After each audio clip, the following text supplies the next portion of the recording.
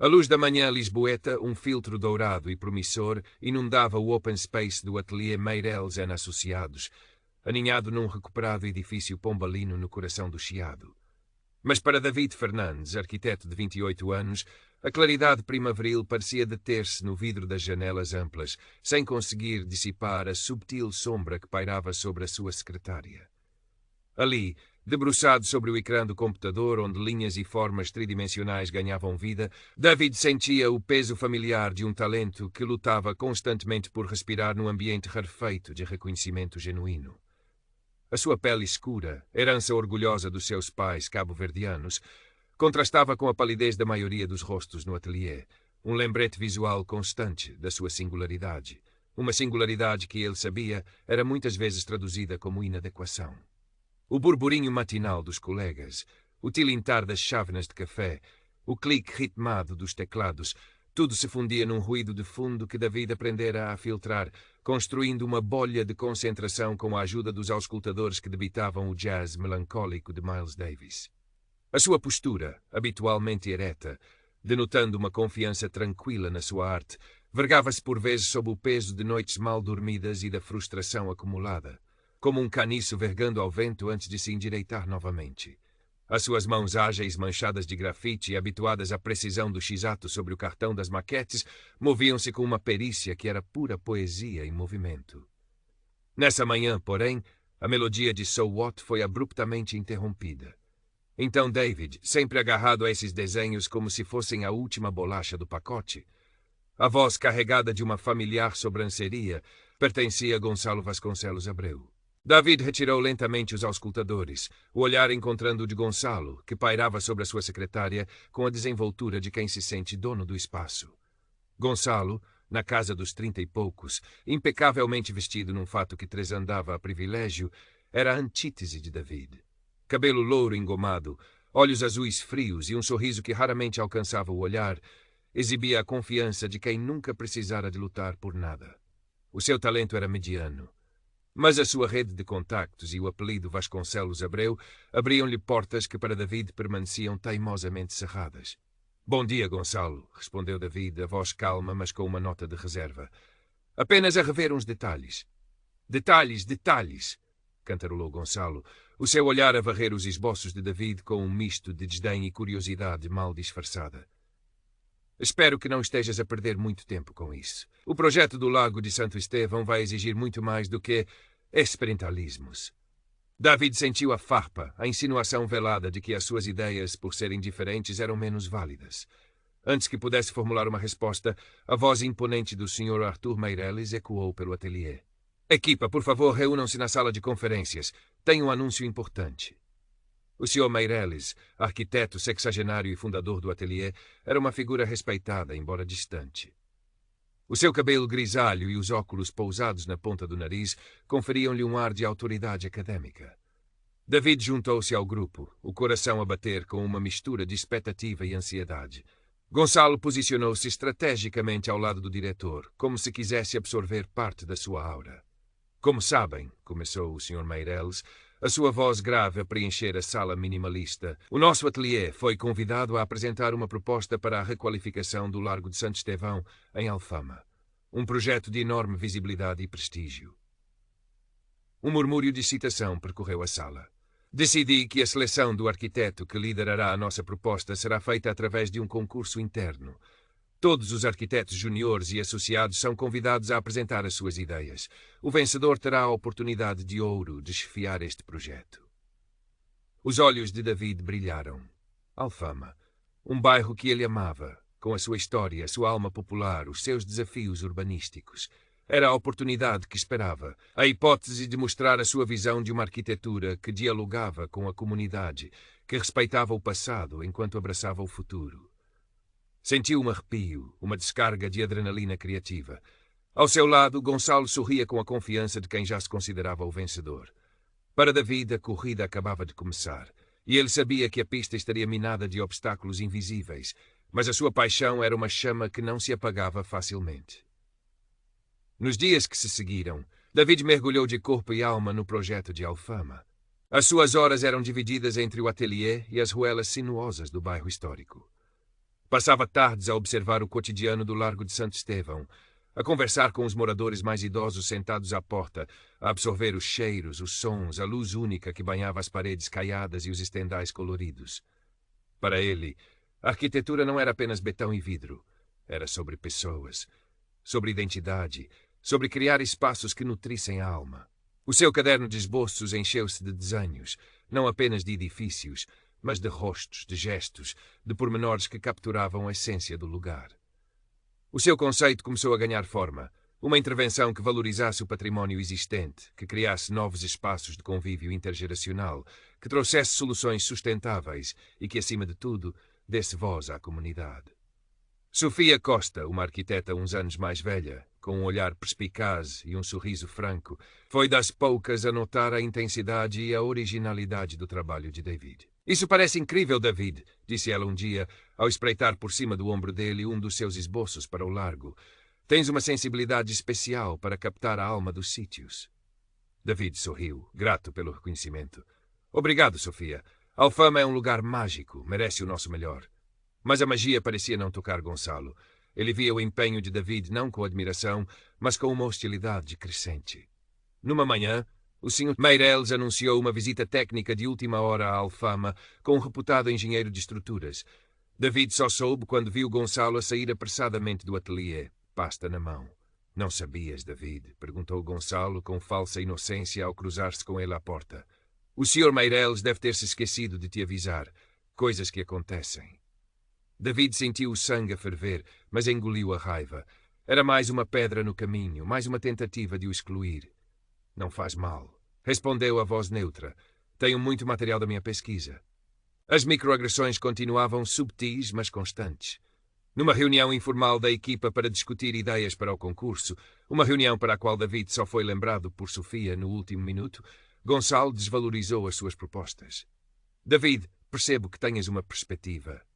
"Diferente", disse Gonçalo. A palavra diferente carregada de subentendidos. "Mas temos de ser realistas. O cliente para este tipo de projeto em Alfama, um bairro tão nosso, tão castiço, vai querer algo que respeite a tradição, não experimentalismos que ninguém percebe." "A minha proposta respeita profundamente a tradição, Gonçalo", retorquiu David, a voz firme. "Mas também acredita que Alfama, como qualquer organismo vivo, precisa de evoluir, de respirar." O Sr. Meireles, presente na reunião, limitou-se a observar por cima dos óculos, sem intervir. David sentiu um nó no estômago. Seria sempre assim? Teria sempre de justificar a validade da sua visão, de lutar contra a insinuação de que, por ser quem era, não compreendia a alma de Lisboa. Sofia, sentada ao seu lado, deu-lhe um leve toque no braço, um gesto de apoio silencioso que significou o mundo para ele. "Acho a abordagem do David muito interessante, Sr. Meireles", interveio ela. "Traz uma frescura que o largo bem precisa, sem descaracterizar." Gonçalo fuzilou Sofia com o olhar. A aliança entre ela e David era algo que o incomodava profundamente. As semanas seguintes foram de trabalho intenso. David refugiava-se na sua música, nos seus desenhos, na beleza intrínseca do desafio arquitetónico. Por vezes, a dúvida assaltava-o. E se Gonçalo tivesse razão? E se ele estivesse a ser ingênuo? Mas depois lembrava-se dos rostos dos moradores de Alfama, da esperança nos seus olhos quando lhes falava das suas ideias, e a sua determinação reacendia-se. Lembrou-se do seu pai, um pedreiro cabo-verdiano que chegara a Portugal com pouco mais do que a força dos braços, a dizer-lhe: "Meu filho, o trabalho honesto e bem feito nunca se perde. A tua cor pode fazer-te começar a corrida uns metros atrás, mas a tua cabeça e o teu coração podem levar-te mais longe do que imaginas." Gonçalo, por seu lado, parecia cada vez mais irritado com a resiliência de David. Numa tarde, enquanto David explicava a Sofia um detalhe da sua maquete digital, Gonçalo aproximou-se, fingindo interesse. "Muito complexo isso, David. Será que o nosso pessoal da maquetaria consegue sequer executar uma coisa dessas? Se calhar devia simplificar. Lembra-te, o que parece bem no ecrã nem sempre funciona na realidade." Era mais uma tentativa de minar a sua confiança, de o fazer duvidar da sua própria competência técnica. Mas o golpe mais baixo ainda estava para vir. A uma semana da entrega final, David estava a rever as suas pranchas finais e a preparar os ficheiros para a impressão da maquete 3D. Precisou de se ausentar da sua secretária por uns minutos para ir à copa buscar um café. Gonçalo, que andava a rondar a zona com um ar falsamente ocupado, aproveitou a oportunidade. Ninguém o viu diretamente, mas Sofia, ao passar, notou-o a mexer no computador de David com uma rapidez suspeita, disfarçando ao ver que ela se aproximava. Quando David regressou, o seu mundo quase desabou. O ficheiro principal do seu projeto em CAD, aquele que continha meses de trabalho meticuloso, estava corrompido, irrecuperável. E para piorar, várias das suas pranchas impressas mais detalhadas que estavam sobre a sua mesa para consulta tinham desaparecido. Um suor frio percorreu-lhe a espinha. Pânico. Desespero. Olhou em volta, o olhar perdido. Viu Gonçalo na sua secretária, assobiando baixinho enquanto organizava os seus próprios materiais, a personificação da inocência. Aconteceu alguma coisa, David? Perguntou Gonçalo, a voz untuosa. Pareces pálido. David não respondeu. Sentia-se sufocar. Tantos meses de trabalho, tanta esperança, tudo a esvair-se por entre os dedos por causa da maldade de alguém que não suportava ver o seu brilho. Foi Sofia quem o encontrou assim, os ombros curvados, o olhar fixo no ecrã que exibia a mensagem fatal de ficheiro não encontrado ou corrompido.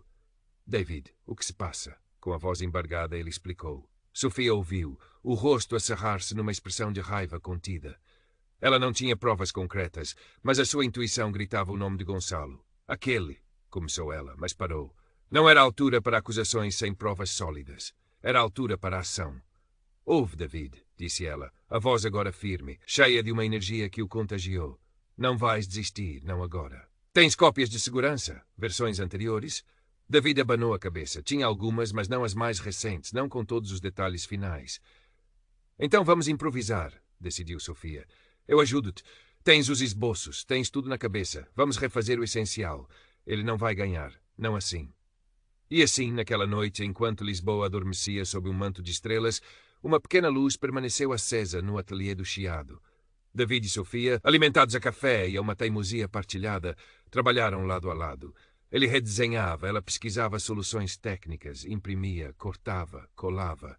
A exaustão era imensa, mas a cada linha traçada, a cada peça da maquete que ganhava forma, uma nova força parecia emergir em David. Não era apenas um projeto, era a sua dignidade, a sua voz, a sua resposta à tentativa de o silenciar. Ao amanhecer, com o sol a espreitar por entre os telhados, tinham conseguido o impensável. Uma apresentação simplificada, mas que ainda continha a alma e a inteligência do seu conceito original.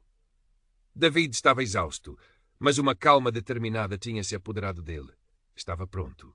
O dia da apresentação chegou carregado de uma eletricidade palpável. O ar no ateliê Meireles & Associados podia cortar-se à faca. David, apesar da noite em branco, sentia uma estranha serenidade.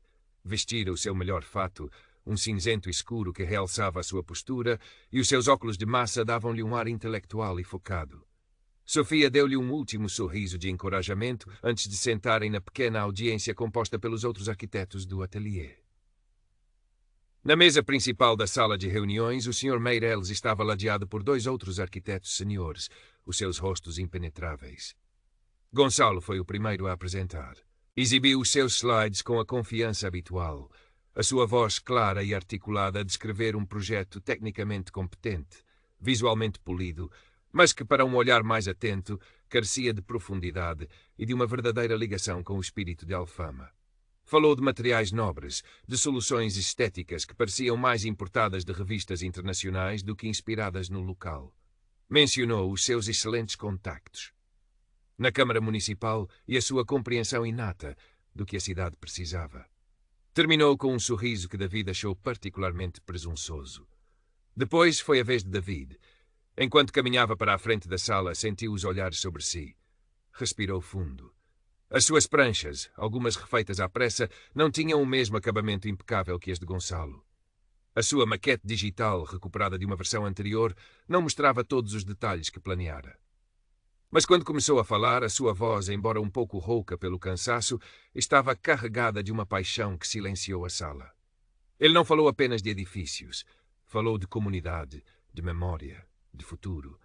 Explicou como o seu projeto para o Largo de Santo Estevão não era uma imposição, mas um diálogo. Mostrou como as suas soluções de design, a criação de um pequeno anfiteatro ao ar livre para os fadistas locais, a integração de hortas urbanas para os moradores, A utilização de materiais reciclados e técnicas de construção sustentáveis, a forma como a luz natural seria aproveitada para criar ambientes acolhedores, nasciam de uma escuta atenta das necessidades e dos sonhos de Alfama. Mesmo com os recursos limitados pela sabotagem, a força e a clareza da sua visão eram inegáveis. As suas palavras pintavam quadros vívidos na mente dos presentes. Sofia, na audiência, não conseguia esconder um sorriso de orgulho. Quando terminou, houve um momento de silêncio, um silêncio diferente do que se seguira à apresentação de Gonçalo. Era um silêncio pensativo, quase reverente. O período de perguntas começou. O Sr. Meireles fez algumas questões técnicas, às quais David respondeu com precisão. Um dos arquitetos seniores elogiou a originalidade do conceito. Foi então que outro arquiteto do painel, notoriamente mais conservador e conhecido por ser próximo da família de Gonçalo, interveio. Sr. Fernandes, começou ele, o tom formal a roçar o condescendente, o seu projeto é, sem dúvida, ambicioso. Mas pergunto-me, qual é a sua real ligação com a cultura tradicional de Alfama? Um bairro tão específico, com uma identidade tão vincada, não teme que a sua perspectiva, sendo talvez exterior, possa não captar a verdadeira essência do local? A insinuação era clara, o veneno disfarçado de preocupação profissional. David sentiu o sangue a subir-lhe ao rosto, mas manteve a compostura. Gonçalo, no seu lugar, sorria discretamente, vitorioso. Era o momento, aquele em que podia encolher-se, gaguejar uma desculpa ou erguer-se. David olhou diretamente para o arquiteto. A minha ligação com Alfama e com Lisboa, começou, a voz calma mas incisiva, é de um cidadão que ama esta cidade, que estudou a sua história, que respeita as suas gentes. A minha pele, a minha origem, não definem nem limitam a minha capacidade de compreender, de sentir ou de criar. A arquitetura, na sua essência, deve ser universal, deve servir as pessoas todas elas. E o meu projeto nasce dessa convicção, da escuta atenta e do desejo de contribuir para um futuro melhor para a Alfama, um futuro que honre o seu passado. Fez uma pausa, o seu olhar varrendo o painel, detendo-se brevemente no Sr. Meireles. Enfrentei alguns desafios inesperados na preparação desta apresentação, mas a força deste projeto, acredito, reside na sua verdade e na sua relevância. E isso, espero, transcende qualquer outra consideração. Um silêncio pesado instalou-se na sala. O arquiteto que o interpelara desviou o olhar, subitamente desconfortável. Sofia segurava a respiração. O Sr. Meireles continuava a observar David, o seu rosto uma máscara impenetrável. A dignidade e a firmeza de David tinham preenchido a sala, deixando pouco espaço para mais questionamentos daquela natureza. Passaram-se 3 dias de uma ansiedade quase insuportável. O ateliê fervilhava de rumores, mas ninguém sabia ao certo qual seria a decisão. David tentava concentrar-se noutras tarefas, mas a sua mente voltava incessantemente à apresentação, às palavras que dissera, ao olhar do Sr. Meireles. Sofia era uma presença constante de apoio, assegurando-lhe que o seu trabalho falara por si. Gonçalo, por outro lado, pavoneava-se pelo escritório com uma confiança redobrada, como se a vitória já fosse sua. Finalmente, na tarde de quinta-feira, a secretária Meireles contactou David e Gonçalo, convocando-os ao gabinete do diretor. O gabinete do Sr. Meireles, com as suas paredes forradas a livros de arquitetura e a vista panorâmica sobre o Tejo, parecia ainda mais imponente do que o habitual. David sentou-se, as mãos ligeiramente úmidas. Gonçalo, ao seu lado, exibia um sorriso tenso. O Sr. Meireles olhou para ambos por cima dos óculos, demorando-se um pouco mais em David. Senhores, começou, a voz grave e ponderada. Após uma deliberação cuidada do painel e uma análise exaustiva de ambas as propostas para o Largo de Santo Estevão, tomamos uma decisão. Fez uma pausa dramática que pareceu uma eternidade. O projeto selecionado para representar o ateliê Meireles Associados é o do arquiteto David Fernandes. O mundo de David parou por um instante. Um turbilhão de emoções, alívio, alegria, incredulidade varreu-o. Olhou para os Meireles à procura de confirmação e viu um leve aceno de cabeça e algo que se assemelhava a um sorriso discreto nos lábios do velho arquiteto. A reação de Gonçalo foi imediata e visceral. O seu rosto empalideceu, depois corou de fúria. Isso é impossível, inacreditável, gaguejou ele, levantando-se. O meu projeto era tecnicamente superior, mais adequado. Deve haver algum engano. O Sr. Meireles ergueu uma mão, silenciando-o. Gonçalo, disse, o tom agora frio como o aço, a decisão está tomada e é final. O projeto do David demonstrou uma visão, uma sensibilidade e uma originalidade que o painel considerou excepcionais. E, francamente, aqui o seu olhar endureceu ainda mais, chegaram ao meu conhecimento certos comportamentos durante este concurso que considero profundamente antiéticos e completamente inaceitáveis neste ateliê. A competição saudável é uma coisa, Gonçalo, mas minar o trabalho de um colega é outra bem diferente. Teremos uma conversa séria sobre o seu futuro aqui, mas noutra altura. Gonçalo ficou lívido, as palavras presas na garganta. Cambaleou para trás e saiu do gabinete quase a correr, deixando para trás um silêncio pesado. David, ainda a processar a magnitude do momento, apenas conseguiu murmurar um obrigado, Sr. Meireles, não o desapontarei. Eu sei que não, David, respondeu o diretor, e pela primeira vez David sentiu um calor genuíno na sua voz. O talento não tem cor nem origem, tem qualidade, e o seu é inegável. Agora vá e transforma a Alfama. Ao sair do gabinete, a primeira pessoa que David viu foi Sofia, que o esperava com um sorriso que iluminava todo o corredor. Abraçaram-se ali mesmo, um abraço de pura alegria e cumplicidade. Eu sabia que ias conseguir, exclamou ela. Mais tarde, sozinho na sua secretária, enquanto o sol da tarde se punha sobre Lisboa, pintando o céu de tons laranja e rosa, David olhou para os seus esboços de Alfama. Sentia o corpo dorido pelo cansaço acumulado, mas o coração leve como uma pena. A vitória era doce, uma validação que ia muito para além do reconhecimento profissional. Era a prova de que a sua voz importava, que a sua visão tinha valor. Enquanto contemplava o perfil da cidade que tanto amava, pensou nos desafios que enfrentara, no veneno subtil do preconceito, na força da amizade e na sua própria resiliência. Sabia que aquela batalha estava ganha. Mas a luta por um mundo onde o mérito fosse a única medida, onde a cor da pele fosse apenas um detalhe na tapeçaria rica da humanidade, essa luta era contínua. E ele estava pronto para continuar a lutar. Um projeto de cada vez, uma linha de cada vez, construindo não apenas edifícios, mas também pontes de entendimento e respeito.